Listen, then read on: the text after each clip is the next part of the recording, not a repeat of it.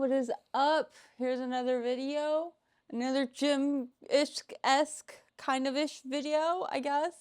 I don't really know how to start it, but it's fine. It's all good. It's all good. Today we're gonna talk about how I used to hate weightlifting, and now, well, yeah, I polar opposite 360 Uno reverse it kind of thing. I definitely do like weightlifting now. And it's kind of prominent. I mean, I try to make it prominent. I don't know. I mean, back gains maybe, question mark. But anyways, I've recently started to try to like more structure everything instead of just rambling off the top of my head. To maybe get a little bit better with everything structure-wise, which I don't know if it's going to pan out that way, but we'll see with this video and see if it ends up helping or not, or if it makes things worse. But I don't know, we'll see. I kind of came from the same standpoint that a lot of girls come from, where they don't want to weightlift because they're scared of the idea of getting bulky. That lifting weights is gonna create that illusion right off the bat, like 360, like night and day type of ordeal.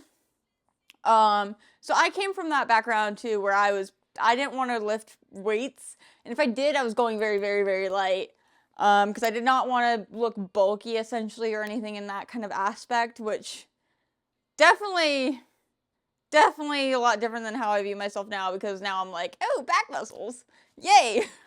Oh, strength in my legs, yay! Especially nowadays, because, well, my right leg being my right leg, and if you don't know that, well, you gotta watch the Sometimes Life Sucks series, because depending where you start at, you'll run into what's going on with my legs, so, and that's a whole nother story, and that's gonna get an update soon, too, with with whatever this month's Sometimes Life Suck thing, whatever, it'll get progressed, whatever. I really said I wasn't gonna go off topic, but we are, it's all good. Yeah, so I came from that standpoint where I was scared of getting bulky, and I was in track and field, and they did make us do weightlifting. We did have times where we were in the weight room, and I, was that girl who tried to avoid it the best I could. I don't really know how well that panned out, because that time is a little hazy for me in my timeline of lines, just because of other stuff that was going on, which that will get hashed out too in a new series that I'm going to start, which I'm scared to do, but like I'm going to do it anyways. But you'll get a little bit of a pre-glance, maybe? You'll get a little bit of taste from it here, just because it'll make more sense, kind of, maybe, if I explain it a little bit here too. So during track and field, I was very, very much in the depths of my eating disorder. And I was not at the worst part yet, but of what it ended up becoming for me, but I was pretty heavily in it.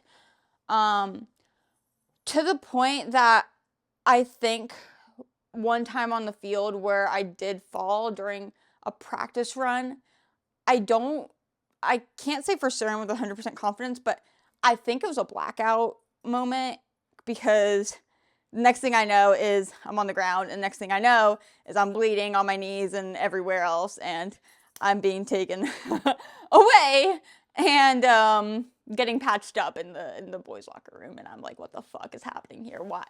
You couldn't take me anywhere else? What about the nurses? That wasn't a thing? Apparently not.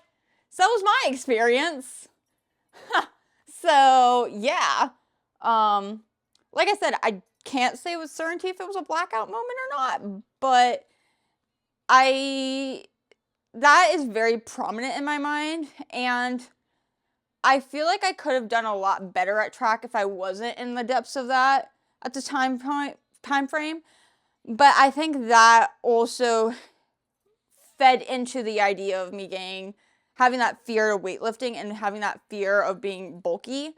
because of the mind frame that I had, because of the thoughts that were running through my brain at the time, because of the eating disorder. So now you get a little bit even more in-depth background to it on why I think I was so in fear of weightlifting, which isn't the case anymore, because now I mean, I had medical leave and all that, but that's besides the point. But yeah, because I even look at my trainings in the past and like the videos that I do, I still have them on Instagram and I'm not taking them down because bless my heart, I've learned, and they coexist on the account, because who's really going to scroll all the way down there unless you're really just wanting to see my entire life at that point, I guess. But I'm pretty sure you're going to be like, wow, one, this is shitty quality, and two, what are you doing and why? And what is that form? Because that's what I was thinking the whole entire time I was looking back at these. Now, during track and field, I was doing workouts in an apartment complex gym, so I was very limited to an extent on what I could do. But you can definitely see me trying with cable machines and dumbbells, and I feel like my movements at some points were just a little too quick for my liking, because now I do like to do things under a lot more tension and a little bit slower. So like these glute bridges, so that final movement with my leg, I'm gonna show it more bigger on the screen, but like that's a prime example of what am I doing and why and what am I trying to accomplish here, because I'm not accomplishing anything over here. So there was that. Then there's me in my full Gymshark outfit trying to do a core workout that really just was embarrassing, to be quite honest with you. And I don't understand the purpose of it, and I feel like I could have done better.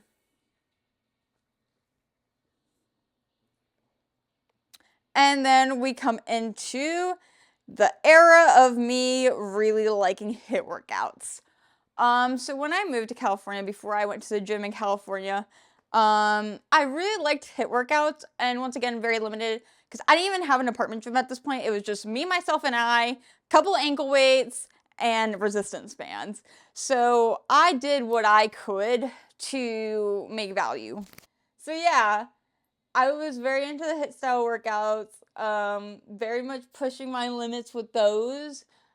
So weight training was obviously hard because I didn't really have very much access, and I couldn't just buy a rack or anything. I didn't have the ability to do that kind of stuff, or buy dumbbells or anything like that. I just did not have the resources or availability or things to do that.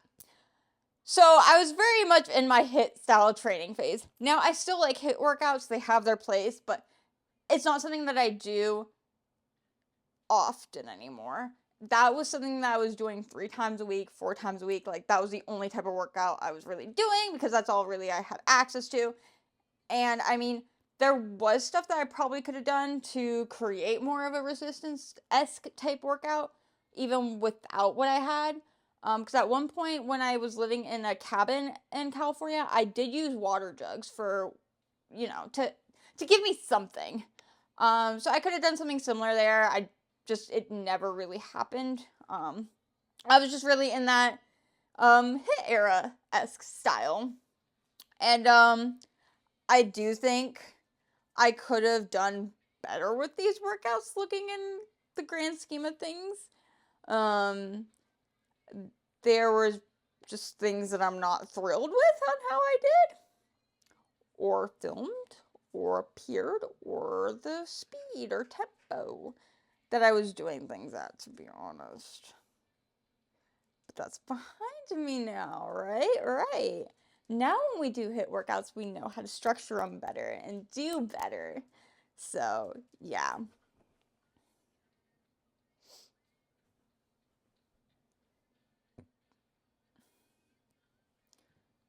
I think because of the fact that I had such variation and jumps of having an apartment gym, having no apartment gym, having a gym, having nothing, and then having a gym that I had to walk like 2 miles to, and then having a gym again, and an apartment gym, and a gym again.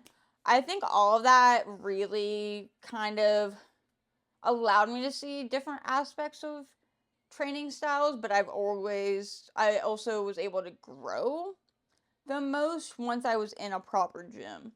I don't know if it was because I really kind of settled into myself in my mind once I was in a proper gym, because I feel like before the gym that I'm at now, the apartment gym I was at before had good equipment for what it was. And I do think I could have seen some growth. Not the growth that I've experienced now, per se, but some growth. Not nothing compared to before, but something. But yeah, I've seen a massive shift between my training styles as I've grown older and I've come out of certain situations. Um, because now I weightlift. You see that. It's on my account. It's there. It's prominent. I love me a good deadlift. And I miss doing deadlifts because this is what deadlifts look like right now for me compared to how they used to look for me. So it's a little bit painful. It's a little salty. But hopefully sooner rather than later I can get back to them because I'm only a month back at the gym since my medical leave, so I'm still pretty freshly back. So I'm not trying to give myself too much crap for it, but I do miss deadlifting a lot. That's probably one of my favorite movements. I just enjoy them. I find them fun. I really push myself hard with them, and so I miss them.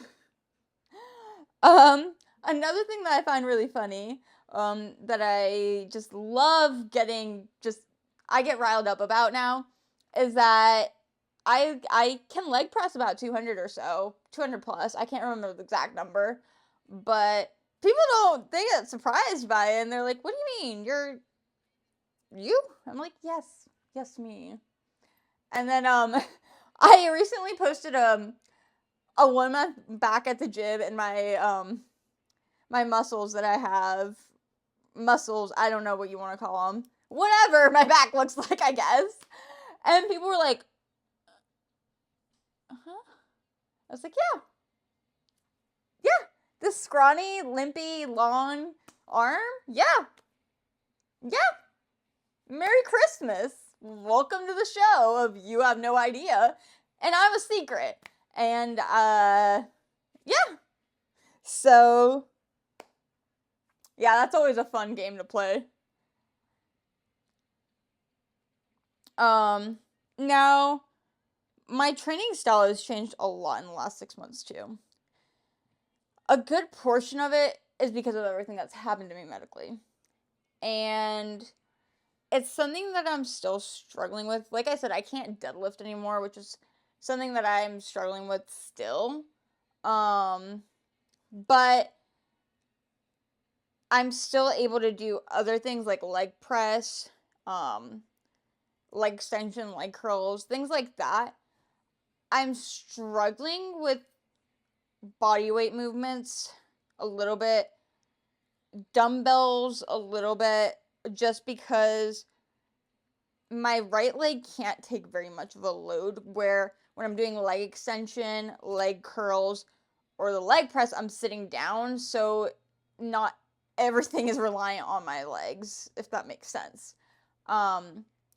The other portion of the problem is that my leg gets weaker with knee flexion, and so doing a squat with a dumbbell, my leg struggles a little bit. Lunges, same thing. Split squats, same thing. That is why I struggle with deadlifts right now, is because of that issue. Because the tremors are still there in that leg. They're just not as bad as they were 2 months ago, 3 months ago. The numbness is still there. It's just not as bad as it was 2 months, 3 months ago. What I found throughout this last month and a half or so, last month, really, is I can pull off a workout if I really want to an extent, but my leg will it will be compensated. I will get hit in the face afterwards. So like if I push myself really hard in a run, my leg will tell me that. It will be very, very like, you're shot, you're done, game over. Because the tremors will be really bad if I were to try to lift, like, raise my leg, like doing stuff like that. Yeah, you could see it right there. I mean, so, and my strawberry colored socks, so you're welcome for that too. But yeah, so it's things like that where it's like, I think the back of my head is saying I'm fine, but then the front part of my brain, when it sees it, it's like, no, you're not fine. But like, I'm trying to tame things where I'm like, I'm still doing things that I like and love, but I'm also not completely destroying myself, because that's the last thing I need is go on another medical leave. So then I'll be sad again. We don't want that, do we? No. So yeah. So yeah, although we're at square one again, we're trying, we're here. So we'll see what happens, but that's really it for this video, and I will see you guys next time. And I think we were still all over the place, even though I tried to outline it. But that's okay, we'll be fine, it'll be fine, it's all good, it's all good. All right.